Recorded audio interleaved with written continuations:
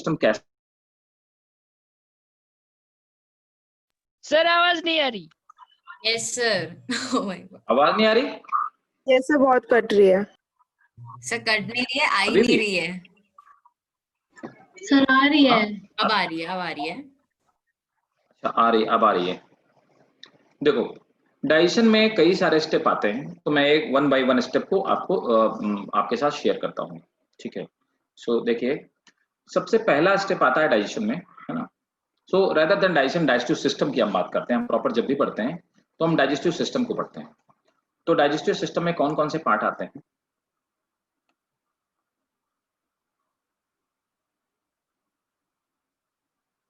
तो सबने डेफिनेशन सही बताई कुल में। अगर हम रॉ फॉर्म में देखें तो आपकी बिल्कुल डेफिनेशन सही है, सबने, हास्पेल ने भी सही मैसेज किया। तो डाइजेशन में सबसे पहले प्रोसेस क्या होती है, क्या कहते हैं उसको? इंजेशन। इंजेक्शन। ठीक है, इंजेशन का मीनिंग क्या होता है? What does it mean by ingestion? Intaking of food.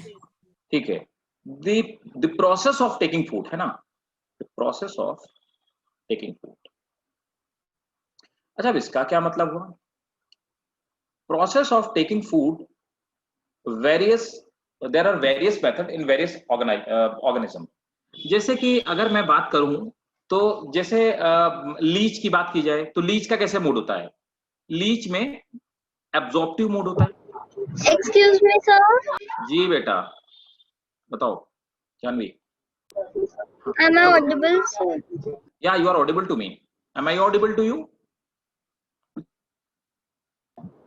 Janvi? Yes sir, अब वो हो गया, आपकी स्क्रीन पे एक ब्लैक स्क्रीन आ रही थी सर, अब वो हट गई, आपने कुछ किया?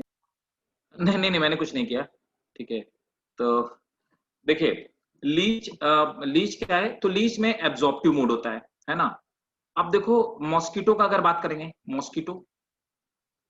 मॉस्किटो का एक अपना अलग टाइप है। इट सक ब्लड, है ना, सक करता है अंदर की तरफ, वैक्यूम जैसे खींचता है, ठीक है ना। और फ्लाई का भी ऐसे ही होता है, फ्लाई का, इसका भी एब्जॉर्प्टिव लीच भी तो सक ही करता है ना ब्लड? लीच में मतलब वो सक्शन प्रेशर नहीं क्रिएट करता, वो सिर्फ अपने दांत गड़ा देता है, तो जिससे ब्लड उसके इंटरनल ऑर्गन में बहने लगता है। तो सकिंग वाला जो उसका फोर्स वो क्रिएट नहीं करता लीच, है ना, सिर्फ वो ब्लड निकालता है। क्योंकि एक्चुअली क्या करता है ना, लीच जैसे चिपकता है तो हमारी बॉडी में कार्बन डाइऑक्साइड का एमिशन ढूंढता है, तो जहां पे हमारी वेन्स होती है ना वहां पहुंच जाता है। और पहुंचता कैसे? कार्बन डाइऑक्साइड के एमिशन को सेंस करके। और वहीं पे अपने लीच के मुंह में करीब 950 दांत होते हैं, 900 के आसपास। तो लीच वहां पे कट लगाता है जिससे कि ब्लड अपने आप ऊज आउट होना स्टार्ट हो जाता है। ठीक है, तो उसको सक्शन प्रेशर लगा। हाँ सर, लीच के दांत कांटे जैसे होते हैं? बिल्कुल कांटे जैसे होते हैं, राउंड राउंड वर्ल में होते हैं। क्या मतलब वो पेन करता है? नहीं नहीं, नॉट एट ऑल, वो इतने फाइन होते हैं, करता है, बहुत फाइन होते हैं, वेरी फाइन। सर 950 होते हैं? 900 प्लस होते हैं और कई सारे वर्ल में होते हैं। अब देखो, लीच अब अच्छा आ जाते हैं ह्यूमंस में।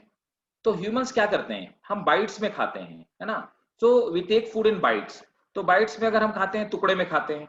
वैसे अगर स्नेक की बात की जाए, इट इनगल्फ, है ना, ये क्या करता है? इनगल्फ कर लेता है। तो हर एनिमल का, अच्छा दूसरा, जैसे अमीबा की बात की जाए, यूनिसेलुलर की, तो अमीबा क्या करता है?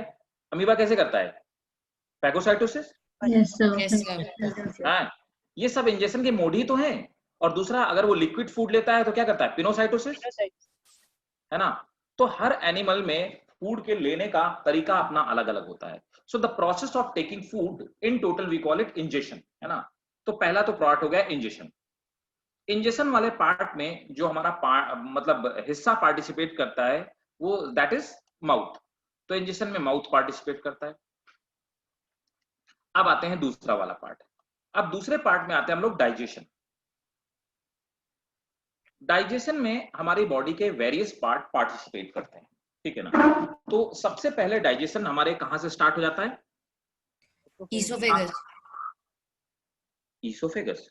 Stomach, stomach. Oral cavity. हाँ हाँ हाँ, oral cavity. Buccal cavity. Oral cavity क्या होता है? सॉरी।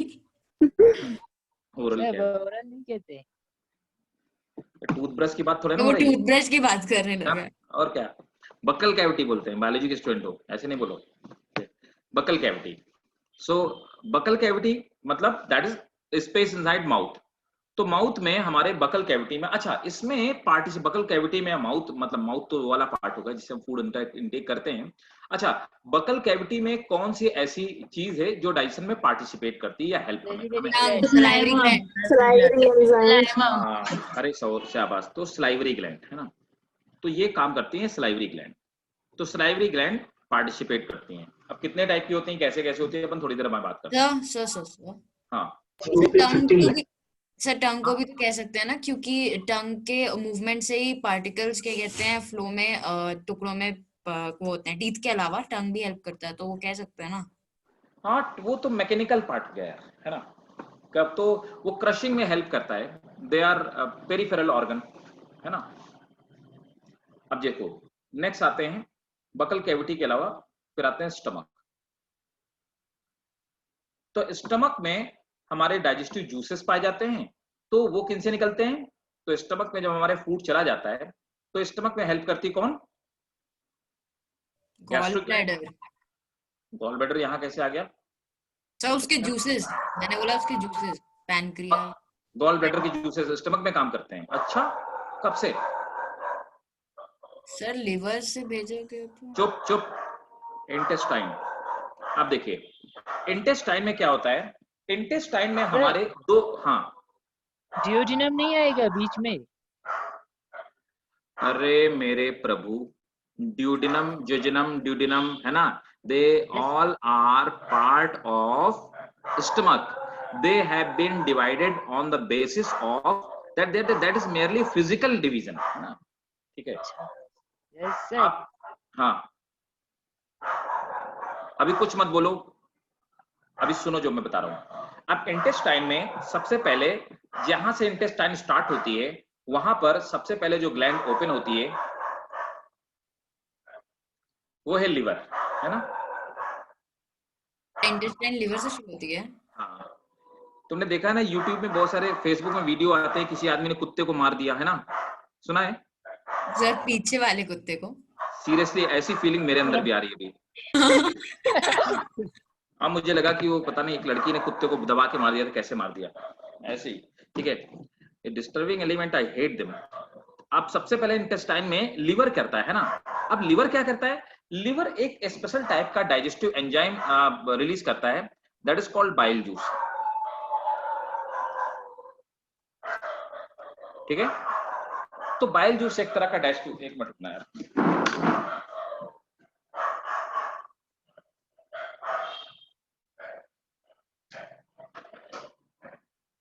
सर इलीगल है सर, कुत्ते को नहीं मार सकते। मारने नहीं गया था यार, दरवाजे तो बंद कर सकते हैं अच्छा सर। कुछ, हाँ विंडोज ओपन थी। तो हाँ, तो देखो लिवर से बाइल जूस निकलता है ना, और इसी बाइल जूस में डिसॉल्व होते हैं बाइल सॉल्ट। तो बाइल जूस और बाइल सॉल्ट जो होते हैं ये डाइजेशन में हेल्प करते हैं, कहाँ पे, स्मॉल इंटेस्टाइन, ठीक है ना। और लिवर के अलावा यहीं पे इंटेस्टाइन में ही एक ही पर्टिकुलर जगह से हम पैंक्रियाज होता है, तो पैंक्रियाज भी यहाँ से रिलीज करता है अपने जूसेस, है ना। तो पैंक्रियाज जो होता है, तो पैंक्रियाज जब जूसेस रिलीज करता है तो हम इनको बोलते हैं पैंक्रेटिक जूसेस, है ना।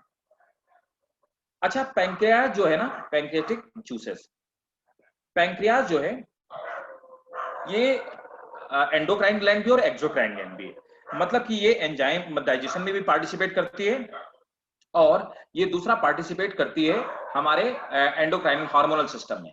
अब देखो large intestine do not participate in digestion, किसी तरह से डाइजेशन में पार्टिसिपेट नहीं करती। तीसरे नंबर पर, तो पहले इंजेशन हो गया फिर डाइजेशन हो गया, अब तीसरे नंबर पर जो हमारा स्टेप आता है दैट इज एब्जॉर्प्शन, है ना। तो अभी क्या हुआ, एंजाइम की हेल्प से हमने कॉम्प्लेक्स फूड को, पूरे डाइजेशन में हमने किया कि कॉम्प्लेक्स फूड को सिंपल फूड में ब्रेक डाउन कर दिया।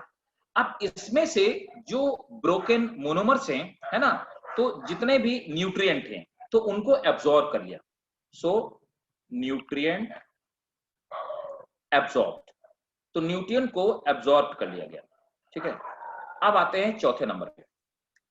तो डाइजेशन के बाद एब्जॉर्प्शन आया, और एब्जॉर्प्शन के बाद आता है एसिमिलेशन। एसिमिलेशन का क्या मतलब होता है? एसिमिलेशन में सेल्स को मतलब अब्जॉर्ब फूड पहुंचाना नहीं, mixing of food nutrient with blood, ठीक है। तो बस ब्लड से ही तो सेल को पहुंचेगा।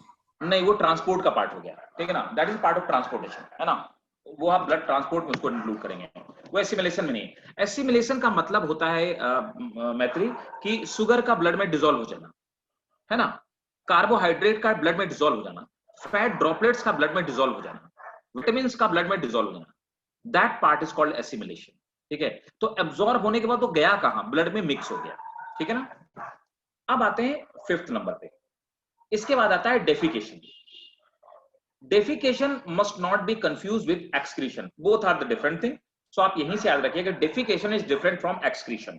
सो large intestine do not take part in excretion, actually it takes part in defecation. So defecation is removal of undigested waste food, क्योंकि हमारी बॉडी की इफिशियंसी नहीं है कि हम पूरे के पूरे फूड को एब्जॉर्ब कर सकते। For sake of example, human cellulose को डाइजेस्ट नहीं कर सकते, तो पूरा सेलुलोज का जो पार्ट होता है that goes out of our body. So this is actually the process of digestion, है ना। तो पहले आप ये स्टेप नोट कर लीजिए वन बाय वन, मैं पिछली स्लाइड कर देता हूँ। हाँ सर, अगर कोई ह्यूमन बहुत आइडियल फूड खाए जिसमें सब कुछ एब्जॉर्ब हो सके, सब कुछ डाइजेस्ट हो सके सर, तो वो डिफिकेट नहीं करेगा ना? देखो मिनिमम एक्सक्रीशन होगा, देखो मिनिमम तो होगा ही होगा। रीजन क्या होता है, जो डाइजेस्टिव एंजाइम होते हैं वो डाइजेस्ट करके फिर कहाँ जाएंगे, रिसाइकिल तो होते नहीं है, तो वो तो बॉडी से बाहर निकलेंगे। सर एक बार रिपीट करना, आपने क्या बोला? Digestive enzyme? देखो जो फूड आपने कहा, फूड 100% डाइजेस्ट हो गया, तो फूड पार्टिकल तो उसने एब्जॉर्ब कर लिया, लेकिन वो एंजाइमेटिक जूस को थोड़ा ना एब्जॉर्ब करेगी, बाइल जूस को, है ना, पैंक्रियाटिक जूस को, तो वो जूस तो एक्सक्रीशन के, वो डेफिकेशन के फॉर्म में बाहर से निकलेंगे। Okay sir. हाँ सर, आपने एब्जॉर्प्शन में एग्जांपल्स नहीं लिखना है? नहीं, आप एक एक चीज को स्टेप बाय स्टेप पढ़ेंगे, एक एक करके।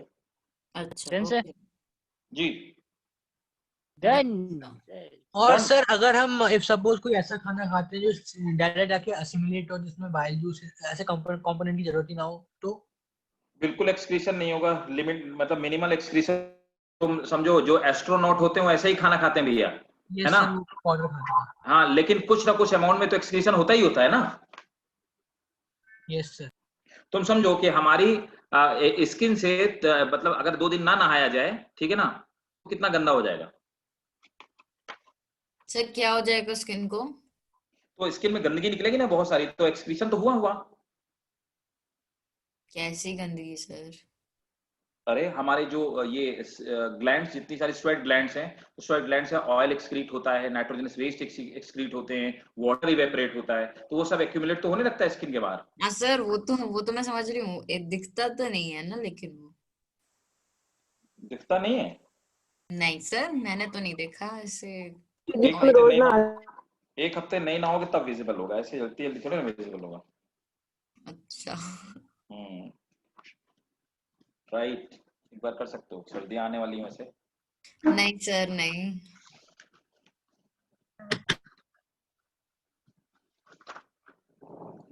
हो गया भाई लोगों? यस तो नेक्स्ट स्लाइड करूं? करो, रुक जाओ भैया, खास फेल कुछ लोग हैं उन्होंने नहीं किया, तुमको कर ले लो, जीने नहीं दो तुम बाकी लोगों को, है क्यों? नहीं सर, उसका मैच होगा। इसका सर कैस्पेल का ना मैच पे ज्यादा मत देखना, पिटोगे बहुत, सब गंदी आते हैं। पहले मैं जीत गया।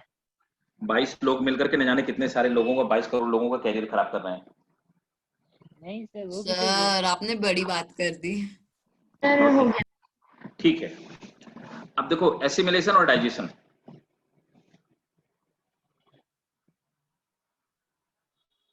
Done sir. डन, ठीक है। अब देखिए सबसे पहले हम लोग आ जाते हैं, है ना, हमारे टंग के पार्ट में। तो देखो ऐसा पहले माना जाता था, है ना, टंग वाले पार्ट पे, टंग में और डेंचर फॉर्मूला वगैरह है ना, तो वो हम लोग पहले समझ लेते हैं, वो सब चीजें समझ लेते हैं, ठीक है, और फिर उसके बाद आगे हम लोग बात करेंगे, ठीक है। तो डाइजेस्टिव सिस्टम की अगर मैं बात करूं, वो अभी मैं थोड़ी देर में डायग्राम अपन देखेंगे और एक एक चीज में एक्सप्लेन कर दूंगा, ठीक है। तो वो सब करने से पहले, है ना, अच्छा मैं एक चीज और कहता हूं कि मैं आपको डाइजेशन का एंजाइम, मतलब डाइजेशन का जो डायग्राम है ना, मेरा खुद का बनाया हुआ हैंड रिटन है ना, वो मैं आपको फॉरवर्ड करूंगा, तो एग्जामिनेशन में आया तो आप वही बनाना, ठीक है। आप किसी बुक से कॉपी मत करना, ठीक है ना, तो वो मैं आपको फॉरवर्ड कर दूंगा, ठीक है। तो निष्कर्ष जी ग्रुप में फॉरवर्ड कर देंगे। उससे पहले अब हम लोग बात करते हैं, सबसे पहले टंग की बात करते हैं, है ना। तो जैसे टंग में ऐसा माना जाता था, हालांकि अब ऐसा नहीं माना जाता है, ठीक। तो मैक्सिमम साइंटिस्टों का ये मानना था, ऐसा उनका कहना था कि हमारे जो टंग का पीछे वाला पार्ट होता है ना, ये वाला part, this is responsible for bitter taste. तो इसमें कुछ टेस्ट बर्ड पाई जाती हैं। तो इन टेस्ट बर्ड का काम क्या होता है, टेस्ट बर्ड्स, है ना। तो इस टेस्ट बर्ड्स जो होती हैं, पीछे वाले जीभ की जो टेस्ट बर्ड थी, ये बिटर टेस्ट को सेंस करने के लिए रिस्पॉन्सिबल है। यहाँ पर जो टेस्ट बर्ड पाई जाती थी, they are responsible for sour, ठीक है, सॉर टेस्ट के लिए। और ये वाला जो पार्ट था, मिडिल वाला पार्ट जो हमारे टंग का है, this is responsible for salty, है ना। तो ये सॉल्टी टेस्ट के लिए रिस्पॉन्सिबल है। और ये जो सबसे आगे वाला पार्ट है, this is responsible for sweet taste, ठीक है। लेकिन अब साइंटिस्टों का ऐसा मानना है, शायद नई वाली एनसीईआरटी में इनकॉर्पोरेट भी कर दिया गया है, कि these all kind of the taste buds are spread all over surface area of tongue. So every part of now, so this is the recent. So recently it has been added that now every part of tongue have all kind of taste bud. Sir हाँ, sir आपने bitter, sorry, salty और sweet तो लिख दिया, sir हम spicy food को कैसे identify करते हैं? देखो जो स्पाइसी फूड होता है ना, समझो उसमें तो एक तो चीज है जो बिटरनेस को क्रिएट करती है ना। जैसे आप देखते हो चिली है, तो चिली में जो आपको करता है वो कैस्पिन है। लेकिन आप देखते हो जब भी आप स्पाइसेस खाते हो ना, तो स्पाइसेस में आपके नाक से पानी निकलने लगता है, होता है ना ऐसा। Yes, क्या sir. पता सर, मेरे को स्पाइसी फूड पता नहीं है, Yes, sir. Yes, sir. ऐसे पसंद होता नहीं है है। मेरे को। तो रीजन ये होता है कि स्पाइसेस में जो उसकी फ्रेग्रेंस होती है, that gives you extra flavour. और वो जो फ्रेग्रेंसेस होती है, दे आर ईदर कीटोन और एल्डिहाइड, और उन सब का एक्सक्रीशन हमारे लंग्स के थ्रू होता है, ठीक है ना। इसीलिए कहते हैं कि आपको कोल्ड हो गया तो आप स्पाइसी चीजें खाएं या जूस पी लीजिए, you will feel hot inside, और मतलब आपका गला साफ हो जाएगा वगैरह वगैरह, ठीक है। नहीं सर लेकिन मैं कह रही हूँ स्पाइसी फूड को हमने स्पाइसी फूड क्यों कहा सर? क्योंकि इन चारों में तो वो आता नहीं, क्योंकि बिटर तो सर कड़वा होता है और सॉर मतलब खट्टा होता है सर, इन दोनों में तो कहीं भी नहीं मतलब स्पाइसी को हम रख सकते हैं। नहीं, स्पाइसी फूड, स्पाइसी मतलब होता क्या है, वो तो कड़वा होता है एक्चुअली, है ना, नहीं सर, कड़वा जो सेंसेशन क्रिएट करता है। वो कोई टेस्ट थोड़ा ना, स्पाइसी कोई टेस्ट थोड़े ना है। अच्छा सर, स्पाइसी कड़वा कोई, तो कभी लगा नहीं है वैसे। नहीं स्पाइसी फूड होना कोई टेस्ट थोड़े ना, स्पाइसी होना। और सर बटरी, मैं वही बोला ना कि ये कोई तो वही ना, उसमें सॉल्ट का टेस्ट होता है। बटर में जो टेस्ट आता है तो किसका आता है, सॉल्ट का आता है। तो बटर में तो सॉल्ट का आता है, लेकिन स्पाइसी में मतलब जैसे चिली में सर इतना भी मतलब बिटर मैं तो फूड, होता ही नहीं है। अरे तुम संजीव कुमार को थोड़े ना पढ़ रही हो, हैं? मैं भैया मैं टीचर हूँ, चलो पढ़ो इसमें, ओके सर। कुछ भी पूछ रहे हो, ठीक है। तो ह्यूमन टंग, तो all areas are responsible to sense any kind of taste. अब देखिए, तो नोट कर लिया इसको आपने, ये बात, यस सर। Yes, sir. ठीक है। अब देखिए ह्यूमंस में जो टीथ पाए जाते हैं, है ना, तो हम आप जैसे हमारे आपके अंदर, है ना, तो देखिए, तो अब क्या होता है कि कुछ ऐसे एनिमल्स होते हैं ह्यूमन टाइप के, है ना, जिनमें क्या है कि टीथ लाइफ में 2 बार निकलते हैं, ठीक है ना। तो हम आप अपने आप को क्या बोलते हैं, डाइफायोडोंट, ठीक है। सो डाइफायोडोंट वो एनिमल्स होते हैं जिनमें लाइफ टाइम में 2 बार टीथ आते हैं।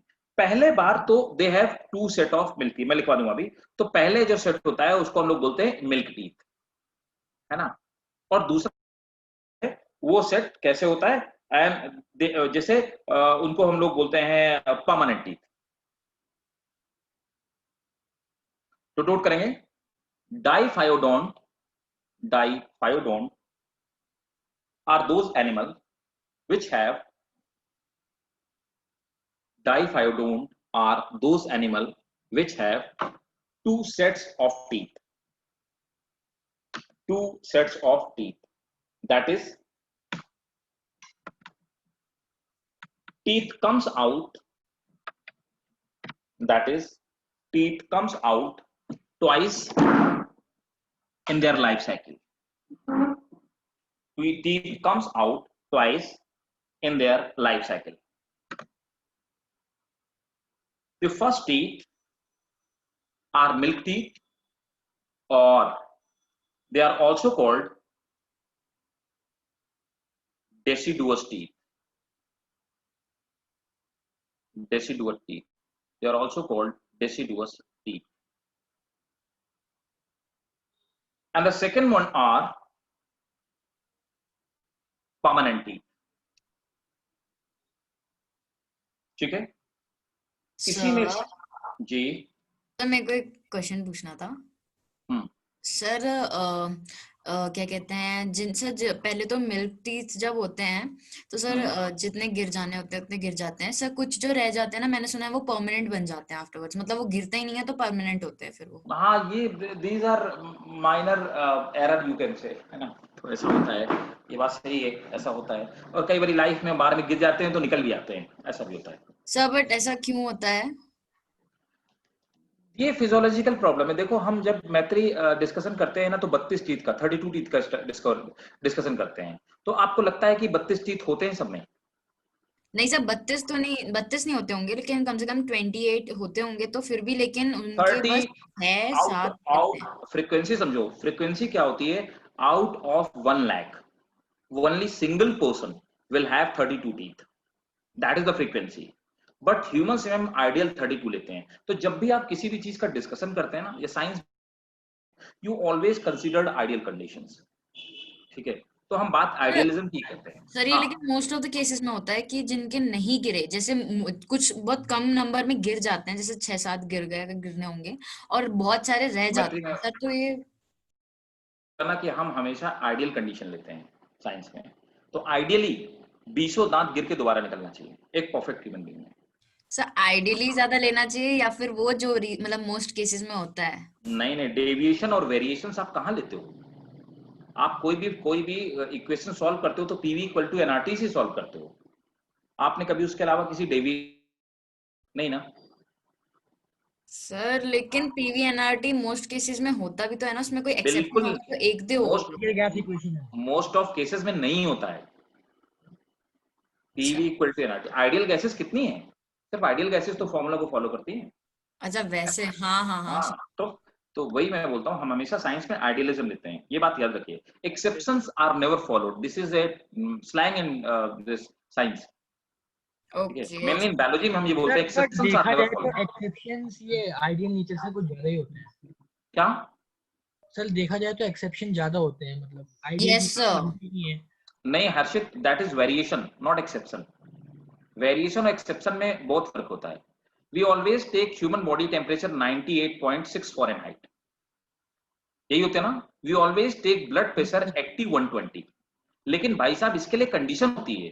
अब आप पेट फुला के टहल रहे हो तो आपका 80-120 थोड़े ना होगा।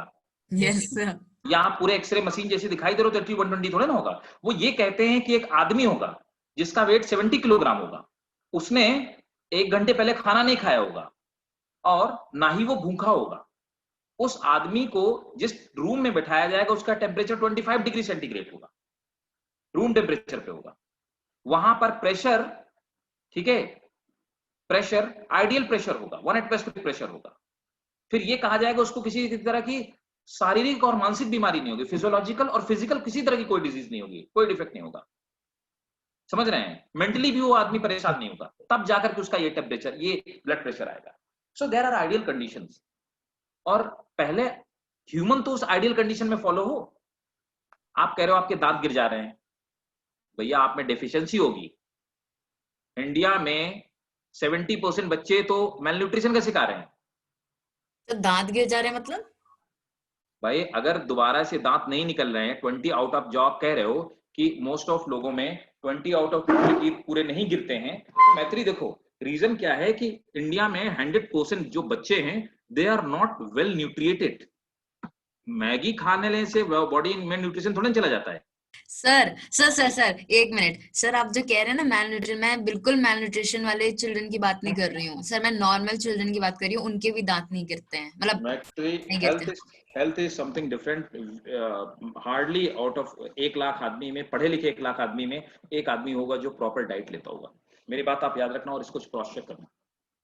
हाँ सर ये तो मैं समझ रही हूँ सर, मैंने इसके ऊपर बिल्कुल क्वेश्चन पुट अप नहीं किया था, मैंने कहा था हमको ये वाली सिचुएशन नहीं लेनी चाहिए साइंस में, मतलब जैसे आप कह रहे हो वेरिएशंस के, तो बिल्कुल नहीं हमको नॉर्मल अगर कंडीशंस में देखा जाए तो ऐसा होता है, ना कि वैसा होता है जो आप कह रहे हो आइडियल सब लोग नहीं होते हैं, जैसे सबके 32 नहीं होते हैं, तो हमको ऐसा लेना चाहिए था ना साइंस में कि जो मोस्ट ऑफ द केसेस में होता हो।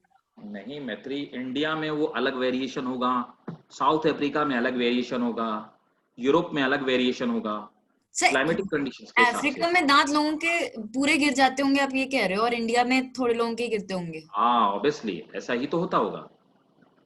अच्छा ओके सर, मैं तो रिसर्च करूंगी इसके ऊपर। आइडियल कंडीशन लेते हैं हमेशा, we always take ideal condition in science.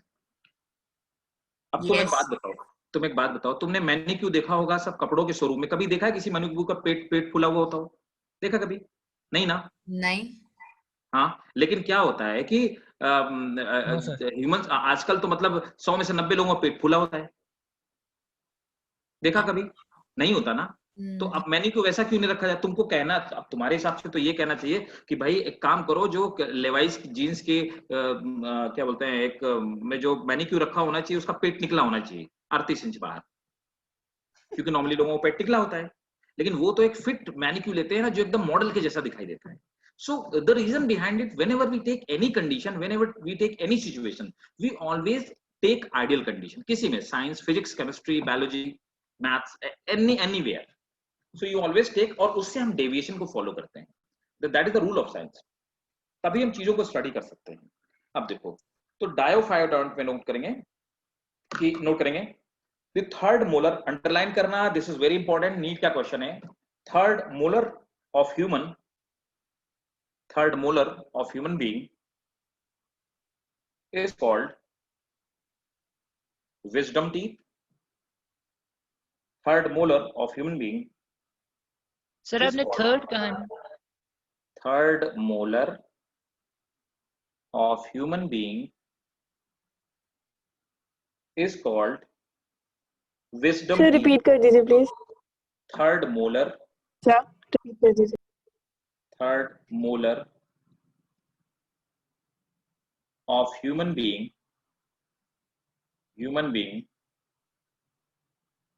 is called wisdom teeth. Sir जैसे अब ये देख लीजिए आप, विजडम टीथ बहुत कम लोगों के आते हैं सर, तो ये हमने एक्सेप्शन में क्यों नहीं लिया, और ये परफेक्ट होने का क्राइटेरिया किसने सेट किया? मैंने बोला ना कि परफेक्ट ह्यूमन बीइंग में 32 दांत होते हैं। अब 30, 1 लाख आदमी के 30 ही होते हैं, ठीक है? तो हम 30 वाले को अगर ले लेंगे तो इस 32 वाले को आप क्या बोलोगे, आदमी नहीं है? सर एक्सेप्शन, सर एक मिनट सर, ये परफेक्ट होने का क्राइटेरिया किसने सेट किया कि 32 जिसके होंगे वो परफेक्ट ह्यूमन होगा? एवोल्यूशन में जो आखिरी ऑर्गेनिज्म क्रिएट हुआ होगा उसके जॉ में कितने दांत रहे होंगे, जॉ का शेप तक मैटर करता है एवोल्यूशन में। हम और नीग्रोज इसीलिए डिफरेंट हैं क्योंकि हमारे उनके जबड़े के शेप में डिफरेंट है। वो एवोल्यूशन में पीछे हैं और हम एवोल्यूशन में आगे हैं, समझो बात को। तो ह्यूमंस में जब सभी ह्यूमंस को कंसीडर किया गया तो देखा गया कि जो एवरेज एक आइडियल रिलेशनशिप आ रहा है दैट इज 32। हम 32 लेंगे। सर मतलब हम इम्परफेक्ट हैं? ऑब्वियसली, बिल्कुल हम इम्परफेक्ट हैं। विजडम टीथ है ना। So the third molar of human being is called wisdom teeth and considered as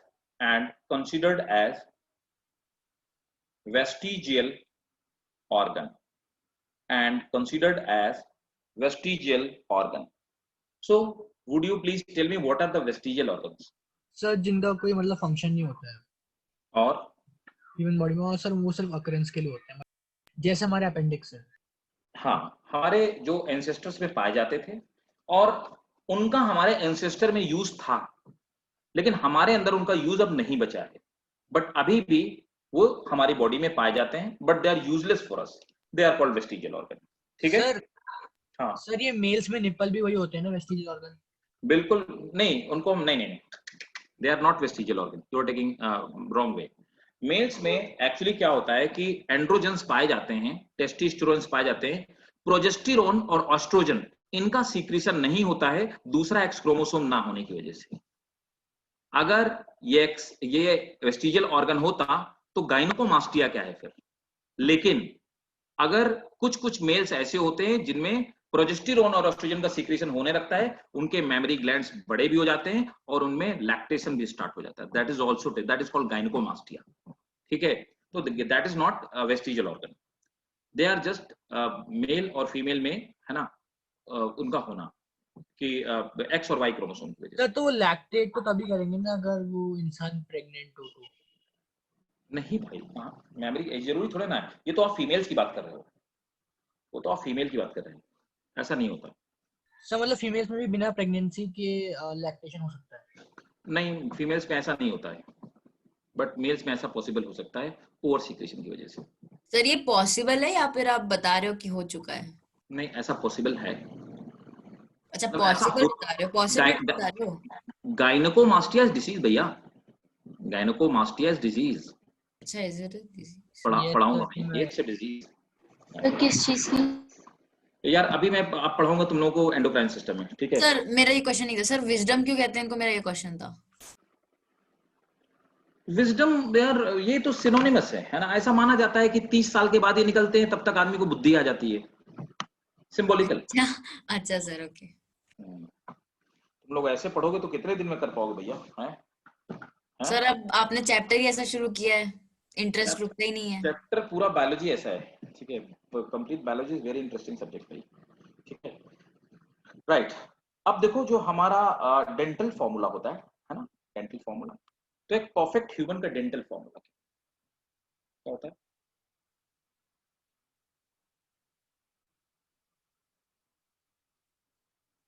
तो एक परफेक्ट ह्यूमन बीइंग का डेंटल फॉर्मूला जो होता है दैट इज 2123 अपॉन 2123।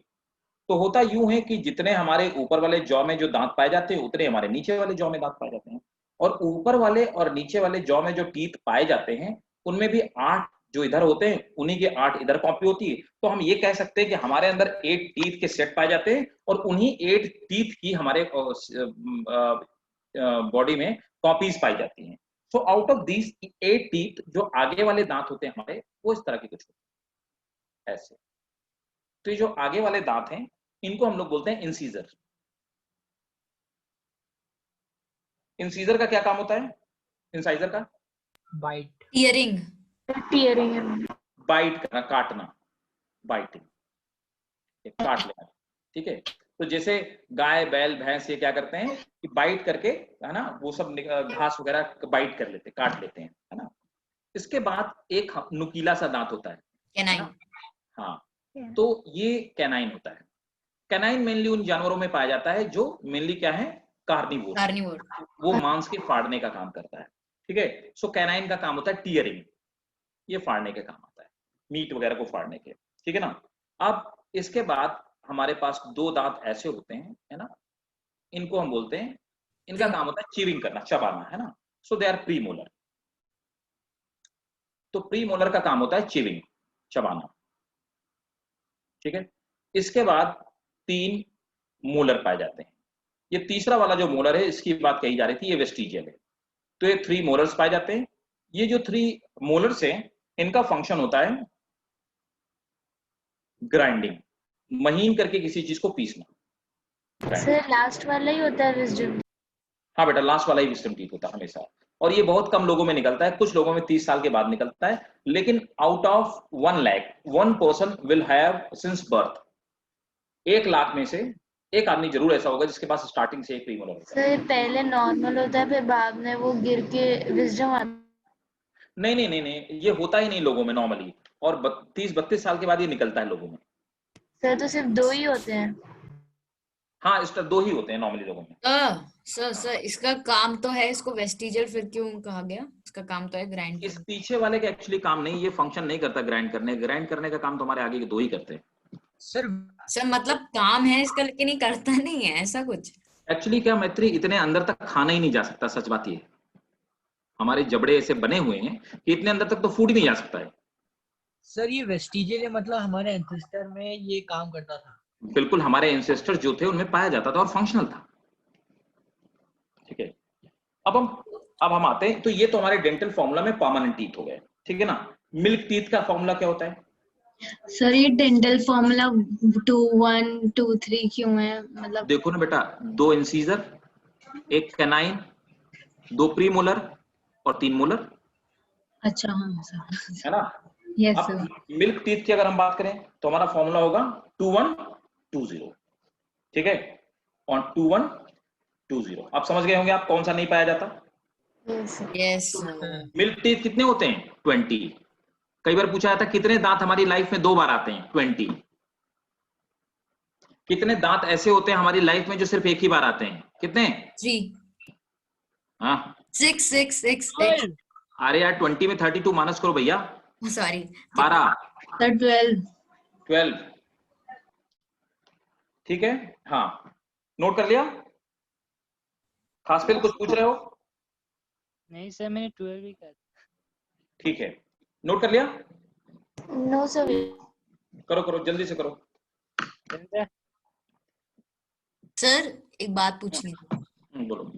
सर, ये क्या कहते हैं, क्या ये क्या है? हाँ सर, ये टीथ के जो क्या कहते हैं, जैसे क्या कहते हैं उसको, जैसे ये इनका स्ट्रक्चर है, मतलब जैसे ये दिखते हैं और इनका मतलब ये पूरा स्ट्रक्चर है सर, ये कैसे बना होगा? मतलब कैनाइन्स का तो समझ में आ रहा है सर, ये प्रीमोलर और मोलर का फॉर्मेशन कैसे हुआ था? फॉर्मेशन कैसे हो मतलब सर इनका जैसे सपोज कैनाइन्स तो मतलब ये टीथ थे आए कैसे? मतलब इनका जब कोई वही रोल ही नहीं था तब तक तो मतलब इनको एवोल्यूशन से हट जाना चाहिए था ना? ना भैया, इनका रोल था तभी तो ये एवोल्व हुए। पहले तो 32 से ज्यादा दांत पाए जाते रहे होंगे ना, हाँ सर। अब धीरे धीरे रिड्यूस हुए, सर, नंबर सर। रिड्यूस हुए। सर हम्म सर एक ऐसे क्वेश्चन था कि जैसे हम किसी आर्मी में मेडिकल टेस्ट होता है ना सर, हम्म उसमें टीथ का अलाइनमेंट को भी देखा जाता है, वो क्यों होता होगा सर? यार ये बता पाना मुश्किल काम है भाई। खास पे टीथ देखते का तो भी होता है?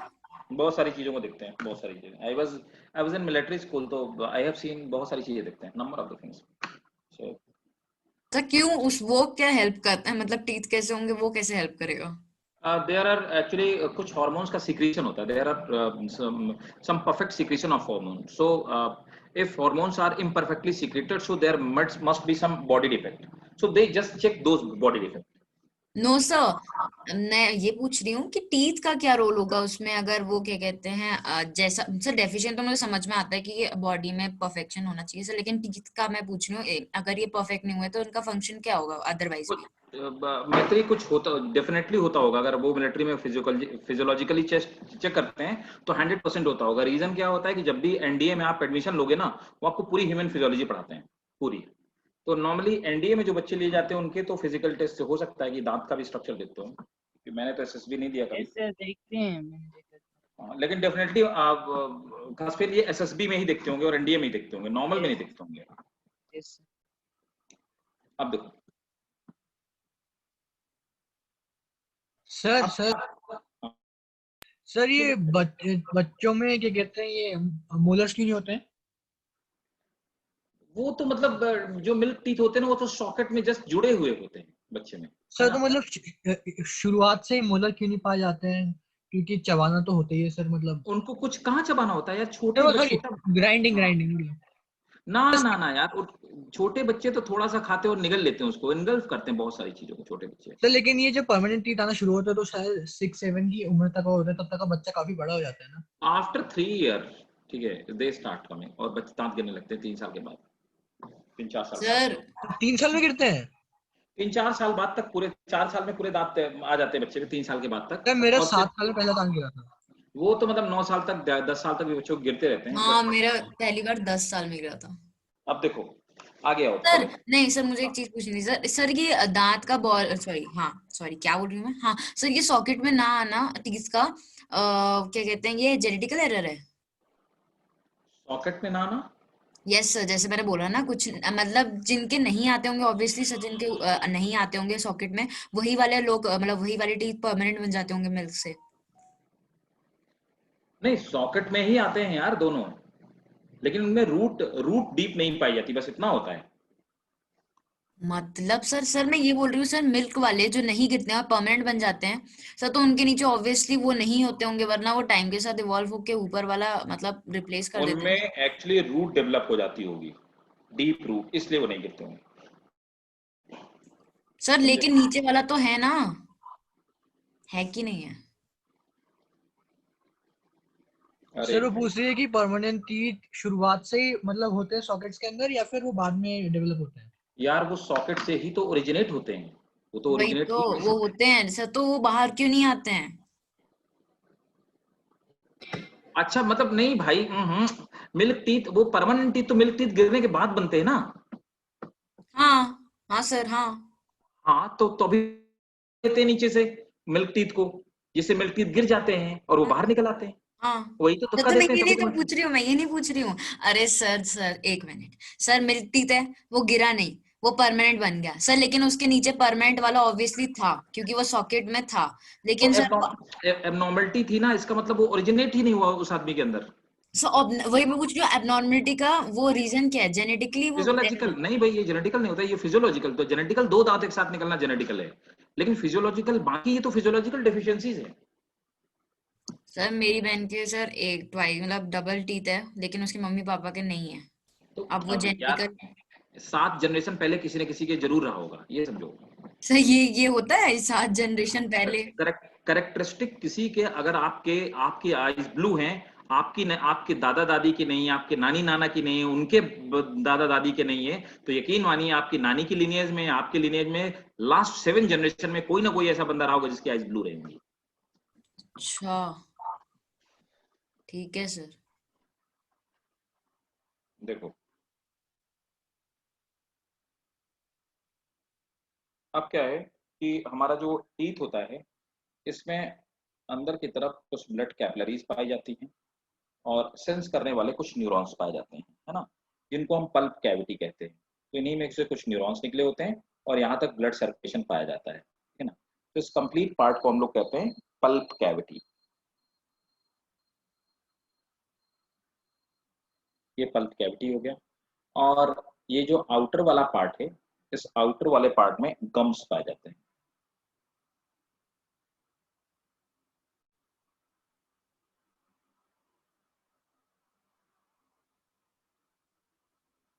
ये वाला जो पार्ट है, this part, they are gums. ठीक है। इन गम्स के नीचे यहाँ वाला ये जो पार्ट है, this part is called root canal. इसको हम रूट कैनाल कहते हैं। ठीक है। ये जो ये वाला मटेरियल है यहाँ पर, ये जो आपको दिखाई दे रहा है ना, इसके बाहर वाला this part, so this part is made up of a material. इस मटेरियल को हम लोग बोलते हैं डेंटाइन। डेंटाइन के आउटर वाला जो पार्ट है, इसे हम बोलते हैं इनेमल। इनेमल इज दी, इसके बारे में अगर कहा जाए, this is the hardest biological substance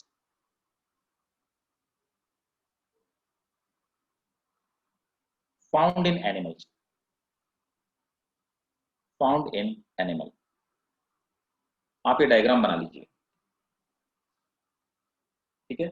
और यहाँ पर ये दांत को रोके रखने के लिए टीथ में यहाँ पर जो मटेरियल पाया जाता है, इसको हम लोग बोलते हैं सीमेंट।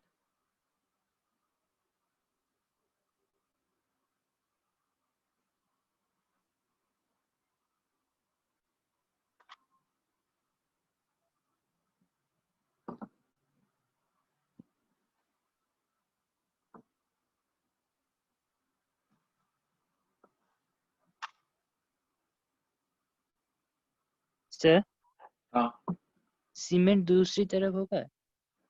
हाँ बेटा, हाँ दोनों तरफ होगा बेटा, दांत एक तरफ से तो जुड़ा नहीं होगा, है ना। डन इसको सर। दोनों तरफ करना पड़ेगा। डन। डन। यस।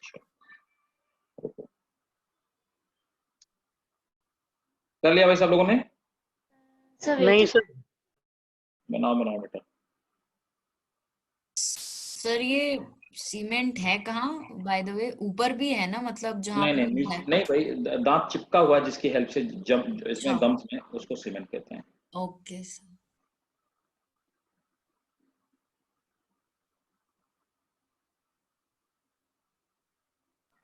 डन। हम्म। सर मोलर टीथ को निकलने में सबसे ज्यादा टाइम लगता है ना? हाँ, मोलर टीथ को निकलने में सबसे ज्यादा टाइम लगता है और सबसे बाद में वही निकलते हैं, क्योंकि सर उनमें क्यों? रूट ज्यादा होती है, वो रूट ज्यादा बड़ी होती है और ज्यादा हैवी होते हैं साइज में, और उनकी रूट बहुत डीप होती है, इसलिए अच्छा सर। उनके फॉर्मेशन सर में और उनके उखड़ने में भी बहुत टाइम लगता है। सर एक आखिरी चीज पूछनी थी। अगर मेरे बताइए। मतलब मेरे नहीं मोलर टीथ जो हैं वो टूटे नहीं अभी, और बाद में चल के मतलब कम से कम कुछ साल बाद, मतलब बहुत सारे साल बाद अगर टूट गया तो मेरा दूसरा वाला टीथ नहीं है ना? नहीं निकलेगा, नहीं निकलेगा। वो कोई तुम्हारे पास वो थोड़ा वो मतलब पोस्ट डेटेड चेक थोड़े ना जो तुम्हारे पास पड़ा रहेगा और कैश हो जाएगा जरूरत पड़ने पे। अच्छा ठीक है सर। ऐसे ऐसे थोड़े ना होगा, भगवान ने तुमको रिजर्व में दे रखा कि नहीं भैया हम तुमको देंगे जरूर, आज नहीं तो कल देंगे, ऐसा नहीं होता। अच्छा सर, वो सॉकेट में होता है ना, मुझे लगा मे बी वो। ऐसा ऐसा रियल लाइफ में नहीं होता भाई। LIC का फिक्स डिपॉजिट खोलना है वो। हाँ, अच्छा हो गया भाई लोगों? सर सर जी बेटा बोलो। तो मैंने करिए। ना एक इमेज देखी थी कहीं पे, मेरे भाई ने मुझे दिखाई थी। तो उसमें मैंने देखा था कि वो एक छोटे बच्चे के स्कल की इमेज थी, तो उसमें जो परमानेंट टीथ थे वो नीचे लगे हुए थे और उसके ऊपर मिल टीथ थे जो अभी तक निकले नहीं थे। तो मतलब परमानेंट टीथ तो पहले से ही बना होता है सर। परमानेंट मतलब मैंने वही बोला ना कि देखो ये एबनॉर्मलिटी होती है, कुछ बच्चे जब पैदा होते हैं तो उनके 32 दांत होते हैं, ऐसा भी होता है। कुछ बच्चे तो जो ये पैदा होते हैं, एबनॉर्मलिटी नहीं होगी ना, ये तो परफेक्ट तो बच्चा होगा। समझे? मतलब ये abnormality कैसे हो सकती है सर? ये एबनॉर्मलिटी कुछ बच्चों के स्टार्टिंग, मतलब उनमें क्या हुआ कि उनमें किसी ये जो दांत बनाने वाले हार्मोन्स होंगे उनका ओवर सीक्रेशन हुआ होगा, है ना? तो ओवर सीक्रेशन नहीं होना चाहिए, और आप ये जान लीजिए कि वो कुछ ना कुछ मतलब डैमेज, मतलब कुछ ना कुछ किसी ना किसी चीज को एबनॉर्मल कर ही देंगे। अगर किसी भी चीज का ओवर सीक्रेशन होगा तो वो कुछ ना कुछ तो पक्का कर देंगे, सर क्या कर देंगे? सर मतलब सर कोई ना कोई सर और मैं वो डेफिशिएंसी। फोटो शेयर करूंगी आपके साथ। अच्छा ठीक है, पक्का करना मुझे। सर क्या कर लेंगे वो आप बताइए ना, क्या कर लेंगे वो? यार मैत्री देखो, अब तुम समझो, अगर किसी किसी बच्चे में ग्रोथ, पहले से कोई ग्रोथ हार्मोन मान लो रिलीज हो गया, है ना? तो उस बच्चे की ग्रोथ एक नॉर्मल बच्चे से तो ज्यादा होगी। वो हाँ, 3 साल वाला बच्चा 10 साल का दिखाई देगा, लेकिन अब वो क्या करेगा, उसमें बोन का फॉर्मेशन, बाकी बॉडी की फिजियोलॉजी तो उसको एकम्पेंड नहीं कर रही ना, उसकी बोन्स वीक हो जाएंगी, सीधे चल नहीं पाएगा। अच्छा वो तो अंदर होगा। सर आपने बोला ना ऐसा करेगा, तो मैंने सोचा उसके एक्शंस में क्या होगा। तो बहुत सारी नहीं, ऐसा कुछ ना कुछ तो उसमें डेफिशिएंसी क्रिएट करेगा ना। सर सर आपने जो भी एग्जांपल दिया कि जो बच्चा 32 के 32 लेके पैदा होगा, सर वो एबनॉर्मल क्यों होगा अब? यार मैत्री, उसमें दांत बनाने वाला जो हार्मोन है वो कायदे से निकलना चाहिए, तो उसका पैदा होने के बाद 1 साल बाद। अब वो पैदा नहीं हुआ, तभी से उसके अंदर वो हार्मोन सीक्रेट होना शुरू हो गया, मतलब कि उसको हम बोलेंगे ओवर सीक्रेशन। तो जब ओवर सीक्रेशन होगा तो वो कोई ना कोई एबनॉर्मलिटी तो क्रिएट करेगा, बॉडी की नॉर्मल फिजियोलॉजी को डिस्टर्ब करेगा, क्योंकि एक हार्मोन का सिंगल फंक्शन नहीं होता है, एक हार्मोन के बहुत सारे फंक्शन होते हैं। आप समझे? हाँ सर समझी मैं कि तब वो एबनॉर्मल हो जाएगा, लेकिन बड़े होके अगर उसके 32 होते तो वो नॉर्मल हो जाता। ऑब्वियसली, बिल्कुल। समझ रही हूँ साइंस को मैं धीरे धीरे। चलिए अब नोट कीजिए, नेक्स्ट पार्ट है ना, ईसोफेगस।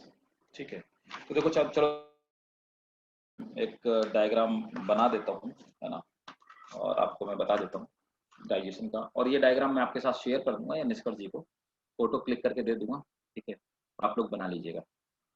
देखो, क्योंकि पेन टैब पे बना पाना उतना अच्छा पॉसिबल नहीं है। Still,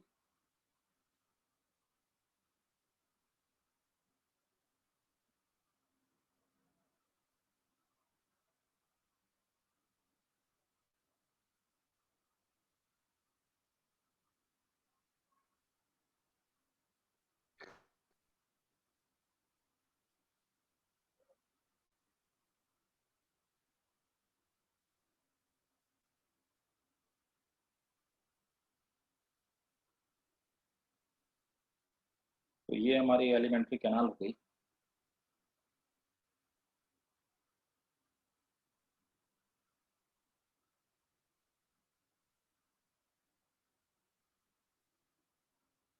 पूरी बन भी नहीं पाएगा इसमें।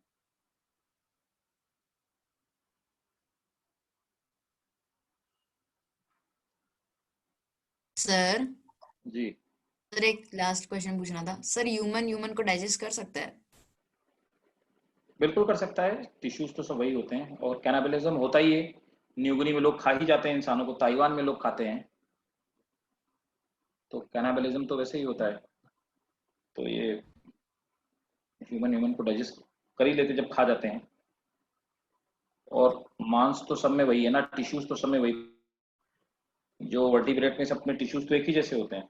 ठीक है, तो अब देखो यहाँ पर क्या है, ऊपर की तरफ 2 ग्लैंड्स पाई जाती हैं, यहाँ पर एक ग्लैंड पाई जाती है,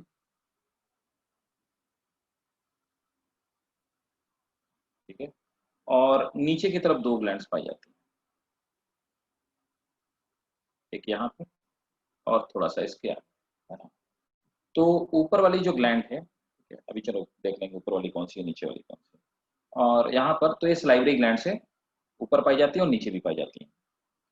यहाँ से क्या है कि एक पाइप निकलता है, ये पाइप 2 पार्ट में डिवाइड हो जाता है। एक पार्ट तो पाइप का इधर चला गया और दूसरा वाला पाइप ये इंटेस्टाइन के पीछे से होता हुआ ये इधर की तरफ चला जाता है। ये इधर की तरफ जो पाइप जाता है इसमें से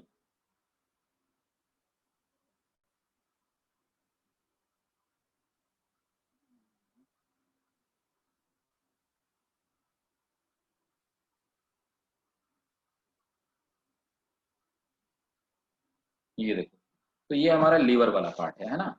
तो दिस इज लीवर पार्ट। तो ये लीवर वाला जो पार्ट है, लीवर भी हमारा 2 लोब में फिक्स होता है ना, 2 पार्ट में पाया जाता है और इसी से ये जुड़ा हुआ होता है। ये वेस्टिजियल ऑर्गन जैसा ही है एक्चुअली। गॉल ब्लैडर इसका हमारी बॉडी में फंक्शन नहीं है और हमारे इंसेस्टर्स में इसका फंक्शन हुआ करता था। तो ये हमारा लीवर वाला पार्ट हो गया ये, और आधा लीवर का जो पार्ट होता है तो यहीं से ऐसे अटैच होता है और ये थोड़ा सा इस एसोफिगस के पीछे तक जाता है और यहाँ से ऐसा। तो लीवर की एग्जैक्ट पोजीशन हमारे ये होती है। तो दिस इज लीवर पार्ट। ये जो ग्रीन आपको दिखाई दे रहा है, ग्रीन वाला पूरा लीवर है, ये हमारे स्टमक के ऐसे पीछे की तरफ होता है ना। तो अब देखिए टैगिंग कर देता हूँ चीज़ों की।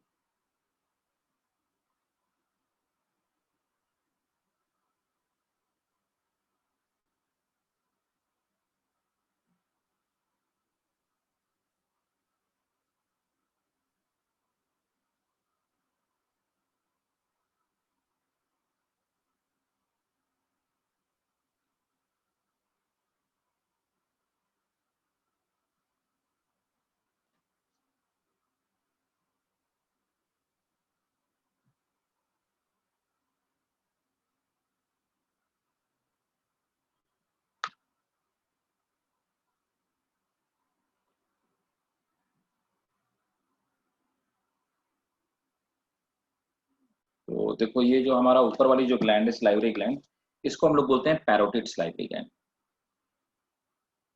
पैरोटिड सलाइवरी ग्लैंड, ठीक है। ये जो हमारी बीच में जगह है इसको हम लोग बोलते हैं ओरल कैविटी, या इसी को हम लोग बोलते हैं क्या, बकल कैविटी। ठीक, इसके नीचे जो ये आपको दिख रही है ना, इसको हम लोग बोलते हैं सबलिंगुअल। आमना अगर करना चाहो तो आप ड्रॉ कर सकते हो, लेकिन मैं आपको डायग्राम भेज दूंगा, आप लोग प्रॉपर करिएगा, मैं जल्दी जल्दी में भी कर देता हूँ। अगर आप नहीं अभी भी नहीं भी ड्रॉ करोगे तो चलेगा, क्योंकि मैं डायग्राम शेयर कर दूंगा आपको, ठीक है, अपना वाला डायग्राम बनाया होगा। तो दिस इज सबलिंगुअल। लिंगुआ माने क्या होता है? टंग। हाँ हाँ हाँ, टंग, वेरी गुड। लिंगुआ मीन्स टंग होता है। This is sublingual and this is submandibular. दूसरी वाली सब मैंडिबुलर। और मैंडिबल माने क्या होता है? चिन, ठीक है, लैटिन में। और ये हमारा जो ईसोफेगस है ये इसोफेगस का सर्विकल पार्ट है, सर्विकल पार्ट, ठीक है। इसके नीचे वाला जो इसोफेगस का थोरैसिक पार्ट है। सर्विक्स मीन्स होता है हमारी नेक, थोरैसिक मीन्स होता है हमारा लंग्स वाला पार्ट, रेस्पिरेटरी पार्ट है ना। नीचे ये वाला जो पार्ट है ना, तो दिस पार्ट, सर वो आपने CAL लिखा ना? सर्विकल, हाँ सर्विकल, और दिस इज एब्डोमिनल। सर आपने ये सब इसोफेगस पे क्यों मार्क कर रखे हैं, सर्विकल, थोरैसिक? क्योंकि भाई साहब तीनों इसोफेगस के पार्ट हैं। सर जो कैविटी होती है और जो ये चीज होती है अलग बात है। हाँ बिल्कुल, और ये इसोफेगस जहां जहां से पास होती हुई उसी हिसाब से हमने इसको नाम दे रखा है। This is stomach. समझ उसको क्या कहेंगे, thoracic oesophagus, cervical oesophagus? Thoracic oesophagus means oesophagus का वो पार्ट जो हमारे लंग्स के पीछे से गुजरता है, लंग के पास से गुजरता है। नहीं सर, मतलब इसे यही बोलेंगे ना, एब्डोमिनल इसोफेगस। हाँ, abdominal oesophagus, thoracic oesophagus, cervical oesophagus, ठीक है। और ये वाला पूरा पार्ट जो है, ये हमारा जो पत्ती की तरह दिखाई, दिस इज पैंक्रियास, ठीक है। ये हमारा हो गया लिवर। सर हमारे इसोफेगस में सर वो रिंग लाइक स्ट्रक्चर्स का फंक्शन क्या था? वो हमारे टूटने से बचाते हैं, है ना। अच्छा, ओके सर। कोलैप्स होने से बचाते हैं, अभी उस पर भी बात करेंगे। तो तब तक इतना वाला पार्ट हम इतना ही कवर कर पाएंगे, ठीक है। चलें स्टार्ट सर करें। गिल के बाद क्या लिखा है? इसके बाद गिल के बाद आपने बी गिल, गॉल, गिल, अरे गॉल ब्लैडर, अरे गॉल ब्लैडर प्रभु, गिल नहीं, गिल का ढूंढ, गॉल ब्लैडर भैया रुको, अरे हम भेज देंगे आपको। क्या सर हो गया? डायग्राम मैं भेज दूंगा आपको, गॉल ब्लैडर। सर मैंने तो बना लिया। यस सर बना लिया, चलो बहुत स्मार्ट, ठीक है। अब देखो एक एक चीज को लेकर के हम लोग डिस्कशन करना स्टार्ट करते हैं, है ना, वन बाय वन। तो सबसे पहले हम लोग बात करते हैं इसोफेगस का, तो नोट करेंगे। Oesophagus is also called food pipe.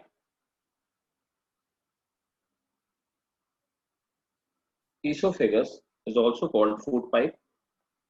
Last year NEET में इसकी लेंथ पूछी हुई थी। It is about 25 centimeters long.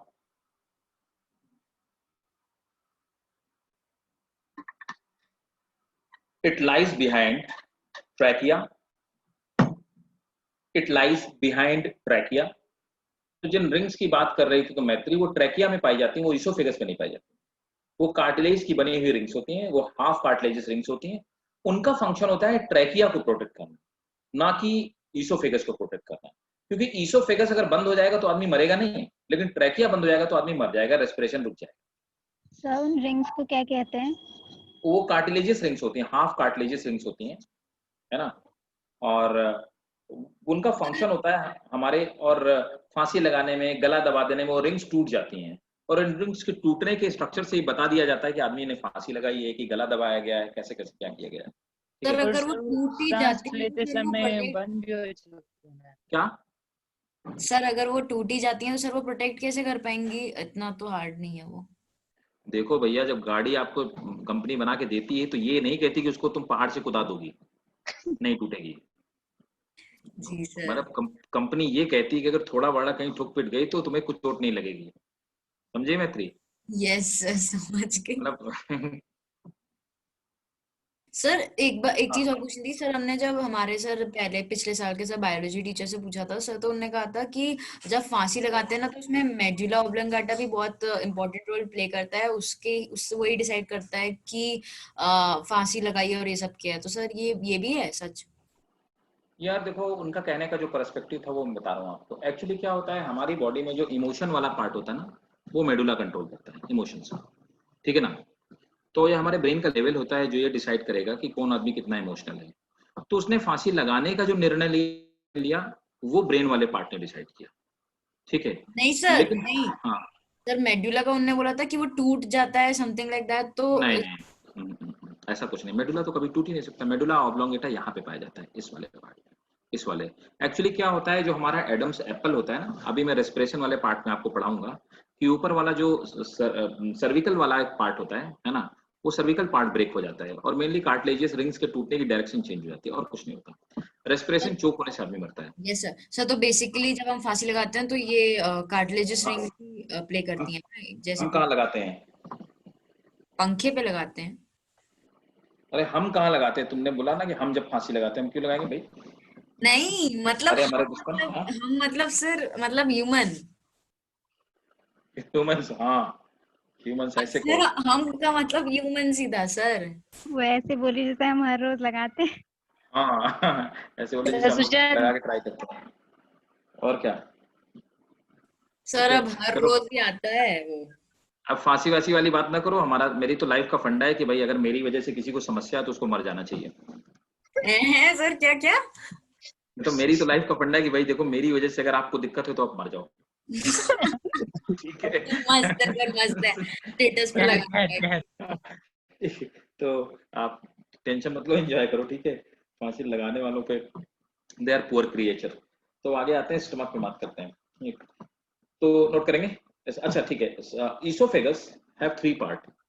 Sir, it lies behind trachea. It lies behind trachea. It lies behind trachea and heart. It lies behind trachea मतलब windpipe. It lies behind trachea and heart. Sir जैसे कभी खाना खाते वक्त ये हमारा जो खाना होता है ये ट्रैकिया में चले जाता है ना, तो उससे खांसी होती है। वो सिर्फ खाना खाते समय नहीं, किसी भी तरह का पार्टिकल चला जाता है तो उससे खांसी होती है, ठीक है ना। जब पहली बार सिगरेट पीते हो तो खांसी क्यों आती है? सर पता नहीं, मैंने कहीं पी क्योंकि वो लंग डाइजेस्ट नहीं कर पाती हैं सबसे पहली बात। लंग कहाँ डाइजेस्ट करते हैं? मतलब डाइजेस्ट का सर मतलब है स्मोक। नहीं सर, ट्रेकिया को उन स्मोक से पहली बार इंट्रोड्यूस करा है। हाँ बोलो बोलो, क्या ट्रैकिया से स्मोक का पहली बार इंट्रोड्यूस हो रहा है तो फॉरेन पार्टिकल होगा सर, क्या? राइट। तो काफी हद तक खासपेल ने सही बताया। तो मैंने क्या कहा था? देखो मेरी, तुमने कहा कि वो डाइजेस्ट नहीं कर पाती है तो ट्रैकिया। डाइजेस्ट का मतलब सर पहली बार मतलब यही था कि जब वो पहली बार लेते हैं तब सर वो क्या कहते हैं, किसी भी तरह का अगर पार्टिकल फॉर्म हमारे ट्रैकिया में जाता है तो ट्रैकिया के अंदर की सीलियरी एपिथेलियम की सीलिया, अब ये मैं पढ़ाऊंगा नहीं रेस्पिरेशन में, ये मुझसे मत कहना, ठीक है। सीलरी एपिथेलियल पाई जाती हैं। सीलरी एपिथेलियम रिदमिक मोशन करती हैं अपोजिट डायरेक्शन में, ताकि किसी भी तरह के सॉलिड पार्टिकल को बॉडी से बाहर निकाला जा सके और हमें खांसी आती है। So whenever first time we smoke, the carbon particle get impregnated in those cilia start movement. Again and again when we keep on smoking, the cilia start dying and this cilia die. और वो cilia किसी smoker आदमी के smoking छोड़ने के बाद भी cilia life में दोबारा कभी नहीं बनते, कभी नहीं, never ever. That is the permanent loss of smoking. तो स्मोक स्पेसिफिकली बोल रहे हैं आप कि पोल्यूशन भी चलेगा इसमें? पोल्यूशन नहीं चलेगा, that is सर smoke. इसका मतलब अगर आगे से मतलब उसके मुंह में सिगरेट के अलावा कोई भी फॉरेन पार्टिकल आता है तो उसको खांसी नहीं आएगी। एग्जैक्टली हर्षित, तो फिल्ट्रेशन नहीं होगा, तो वो एफिशिएंट फिल्ट्रेशन कभी नहीं होगा। हाँ सर मेरा क्वेश्चन सर मैं पूछ रहा था कि जैसे अगर कोई भी फॉरेन पार्टिकल सपोज कोई हमने swallow कर लिया, कोई फूड swallow कर लिया और वो मतलब वेट है उसमें सर, तो उसके से ट्रैक किया और कार्टिलेजिनस टूट नहीं सकती? नहीं, टूटती नहीं। अगर वो ज्यादा वेट है तो लंग्स में जाके कहीं जमा हो जाएगा, वो बाहर मतलब बाहर से ही निकाला जाएगा। ऐसे कई सारे बच्चे हैं, हम मतलब मेरे एज ग्रुप के, जिन्होंने बचपन में सिक्के खा लिए थे, वो सिक्के उनके लंग्स में अभी भी जमा है, ठीक है। सर आपके लंग में सिक्का है?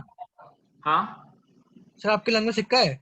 नहीं, मेरे कई सारे, मेरे एज ग्रुप के बताया ना, मेरे एज ग्रुप के कई सारे बच्चे हैं जिन्होंने बचपन में सिक्का निगल लिया था, वो 10 पैसे का 20 पैसे का सिक्का जो चलता था मेरे टाइम पे, तो वो सिक्का अभी भी उनके लंग्स में जमा हुआ है। वो मेटल डिटेक्टर उनको वैसे ही चिल्लाना शुरू कर देता है जब वो एंट्री करते हैं कहीं पे, तो वो अभी वो जाकर मांस में, एल्युमिनियम है मांस के बीच में जाकर डिपेक्ट कर। आपको पता है कि एल्युमिनियम लीस्ट रिएक्टिव मेटल है।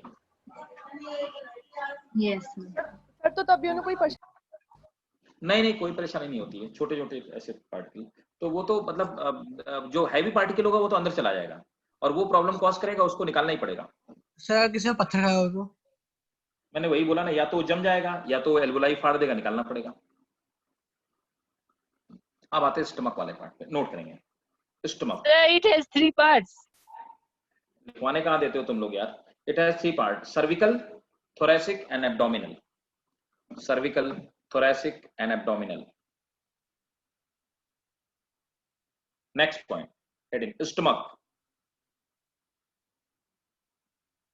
इतना ही Stomach था है, सर।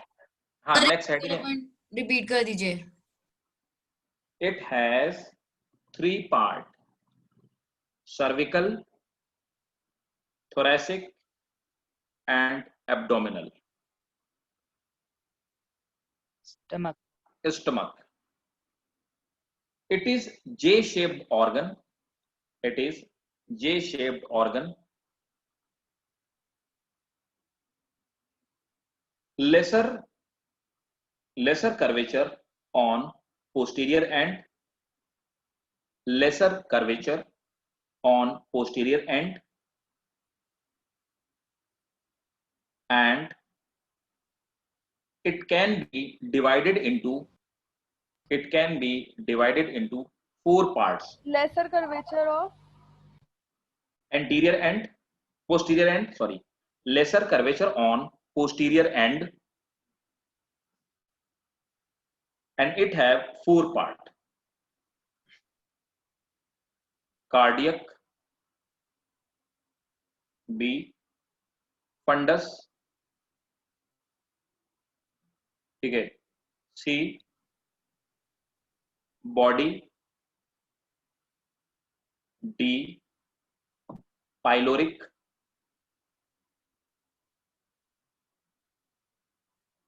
ठीक। सर वो DIC है ना, ए तो नहीं होगा ना उसमें? कहाँ पे? कार्डियक में। कार्डियक में होगा, cardiac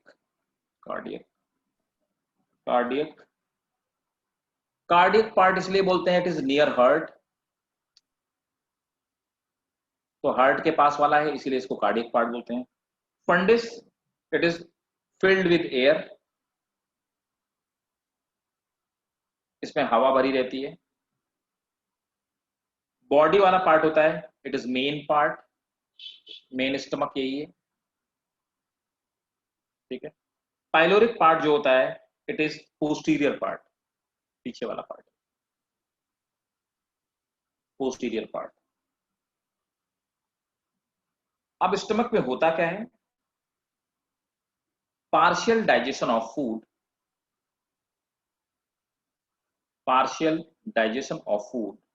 takes place in stomach.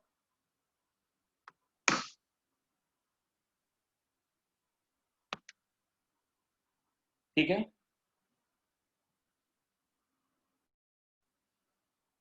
Clear? Yes Yes, sir. Yes sir. क्या डाइजेशन में कोई हार्मोन भी पार्टिसिपेट करता है? Yes. सर कौन सा? इंसुलिन। ना, इंसुलिन कहां से आ गया डाइजेशन में? सर ब्रेकडाउन तो करता है। नो। हाँ बताओ, कोई बताना चाह रहा होगा? Sir, enzymes को pepsin. रिलीज कर हाँ बोलो खास पे। एंजाइम्स को रिलीज करने के लिए हार्मोन ट्रिगर नहीं करता होगा? वेरी गुड, कौन सा नाम बता दो, बहुत सही बताया तुमने, वेरी गुड, एक्सीलेंट। पता नहीं बट वो राइट। गैस्ट्रिन एक हार्मोन होता है, नोट करेंगे। Gastrin hormone is secreted by stomach Sir, itself. spelling GASTRIN लिखा तो है गैस्ट्रिन। और क्लियर लिख दूं तो और क्लियर लिख देता हूं, GASTRIN। Gastrin hormone is secreted by stomach itself.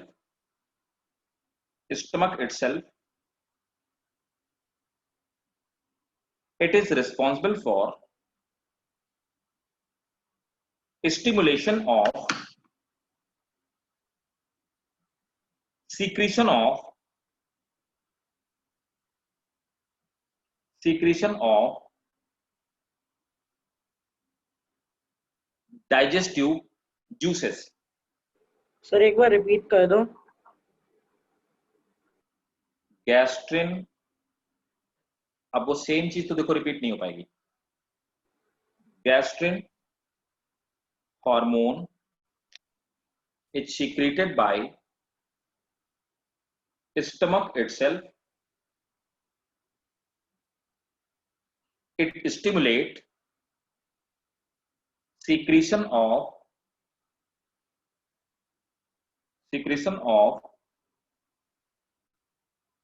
gastric juices.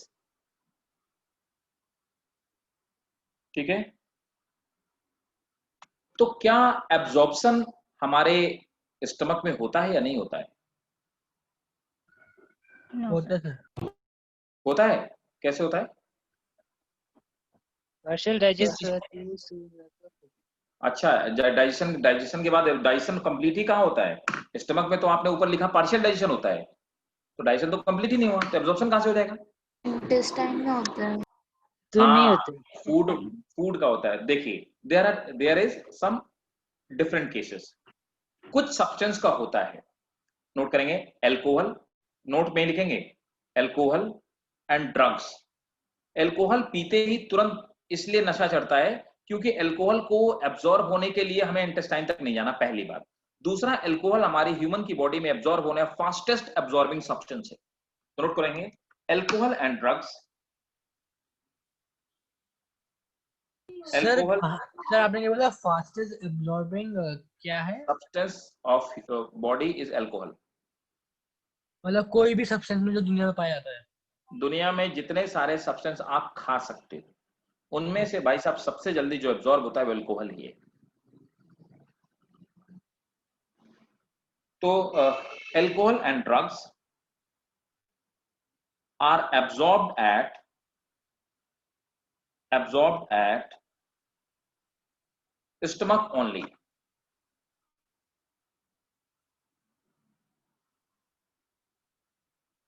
Sir ये एब्जॉर्ब होके किस फॉर्म में स्टोर हो जाता है?